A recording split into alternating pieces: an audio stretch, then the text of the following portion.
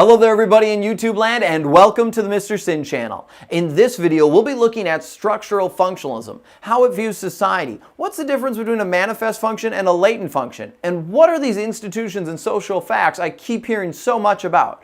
All good questions and the answers to all of them are coming up.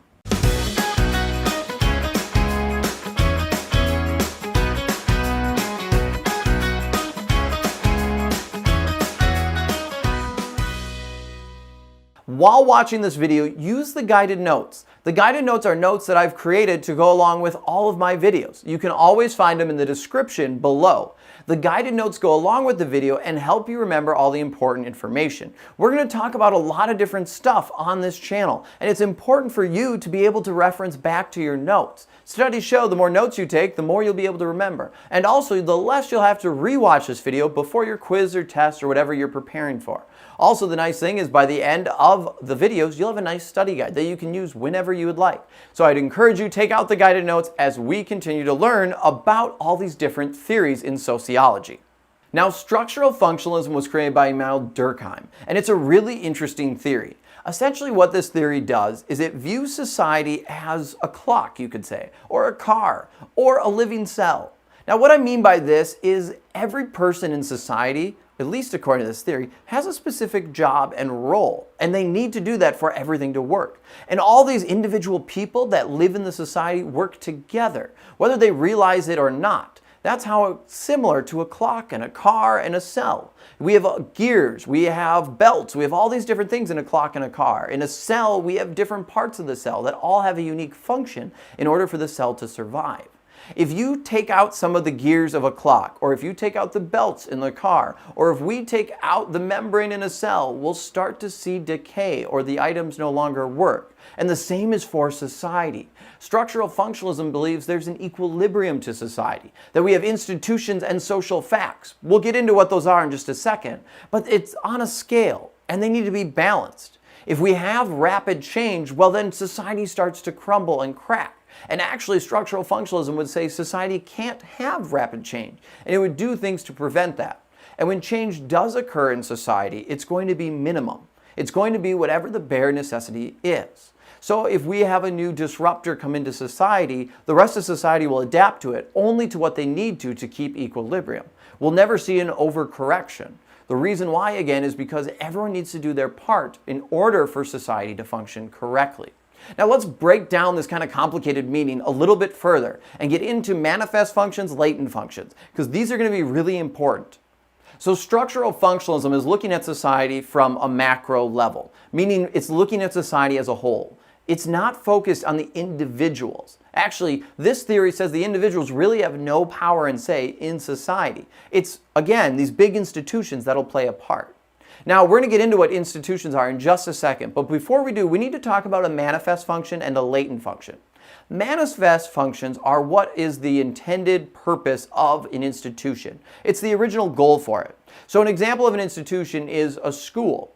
Now, the manifest function of school is to teach students to be able to prepare them for the real world, to make sure they understand the social norms of society and can operate when they are an adult, or to prepare them for college so that way they can get a job, or a trade school so that they could get a specialized job. Whatever it may be, it's to prepare the students for the future and to be productive members of society. That is the manifest function.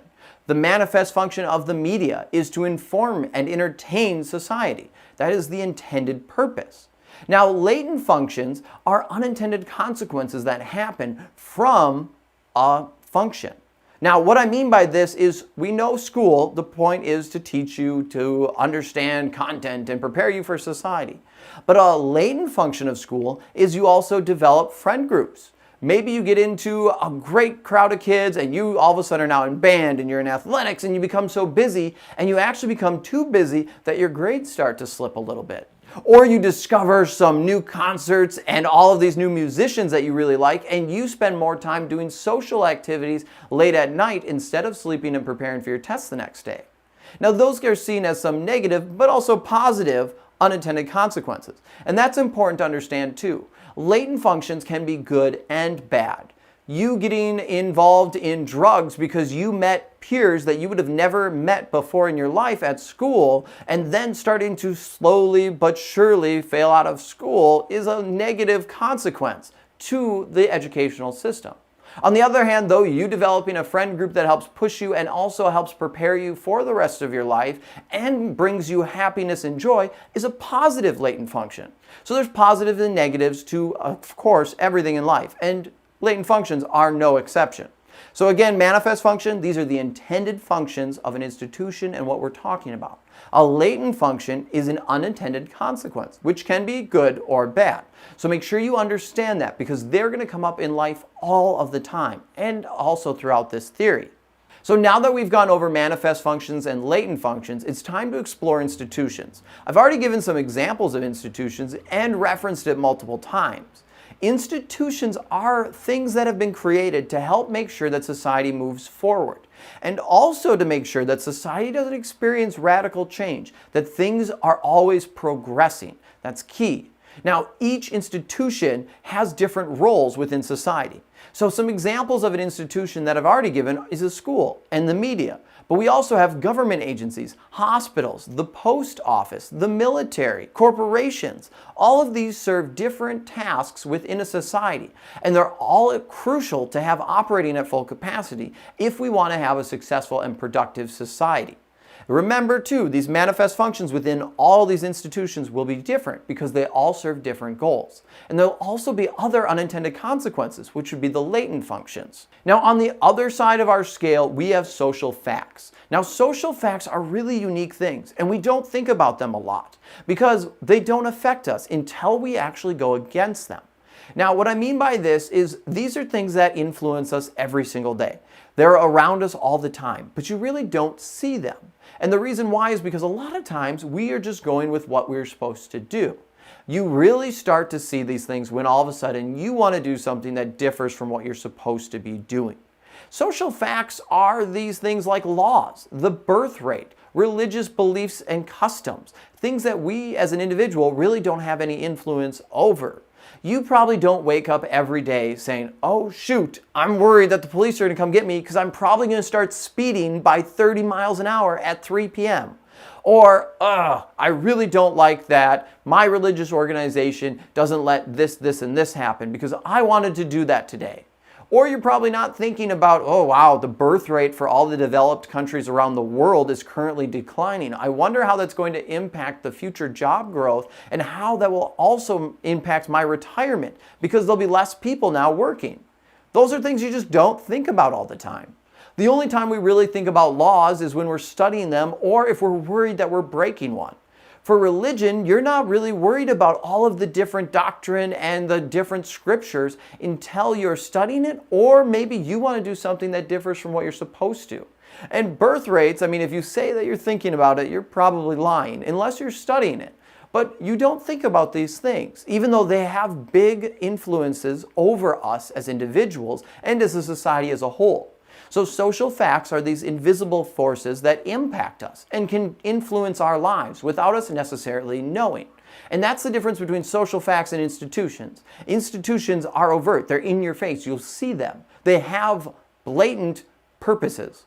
And the social facts have purposes too, and I'm not trying to diminish them, but you don't see them impacting you all the time. And both of these together help make sure that society is always moving forward. It's a balancing act. Hopefully you're starting to kind of see that structural functionalism really focuses on having kind of order. Now, one of the things that structural functionalism has a problem with is actually change. It has a really hard time explaining big changes because according to structural functionalism, that wouldn't be able to happen. Now, one of the things when we look at society through a structural functionalist lens, we would see farmers, for example. Farmers need to farm and they need to provide food for society. Farmers, though, don't have the time to be able to also teach their kids and to make all their clothes and to also produce goods that can be turned into computers. And they don't have time to also then manage the country and society and also inform everyone with a TV show. No, they don't have time for that. They need to focus on food production. But the teacher has time to teach their son or daughter. the education that they need. And the corporation has the time to be able to produce the goods, the computer that the farmer needs. And the government has time to be able to do their tasks. Everyone's operating and doing their own tasks to benefit society. And they all have become connected.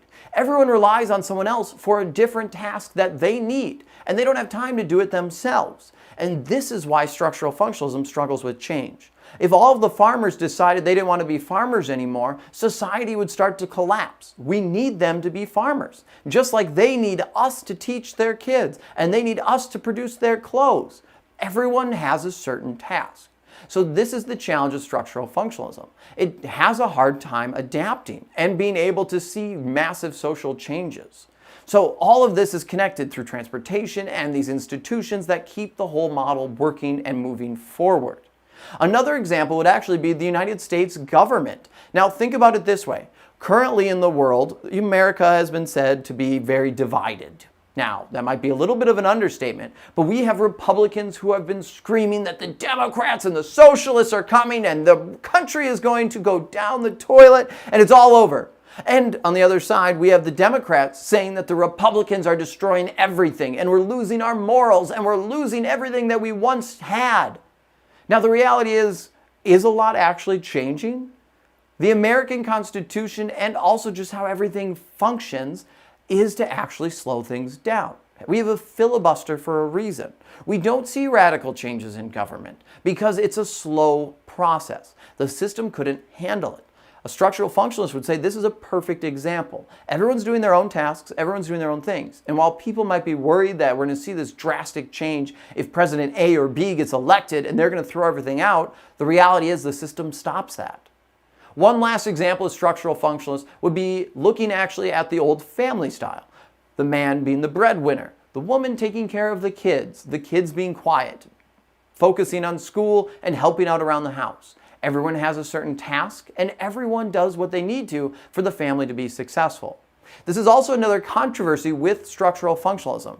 It actually validates some inequality. It says that, yeah, certain people are suited to do certain tasks over others, and that inequality needs to happen. Not everyone's going to be equal. People will do certain tasks in order to make sure that they can benefit their family unit, their society, whatever it may be. And that's just life. You can't have it where everyone's the same, because not everyone is good at doing everything else. Hopefully this video gave you a really good understanding of what structural functionalism is, what's the difference between manifest functions and latent functions, how structural functionalism views society, what's the difference between institutions and social facts, and just some examples of this theory in practice. I'm Mr. Sin. I hope this video helped you better understand this theory. Make sure to check out my other videos on conflict theory, symbolic interactionism, and social constructionism. They'll all give another, hopefully, good explanation of the theories. Until next time, I'll see you online. Make sure, by the way, too, to subscribe. Why not support the channel? You watched the video, and if you made it this long, it must not have been too bad. So subscribe and help me out as well. Thanks again for your time, and have a great day.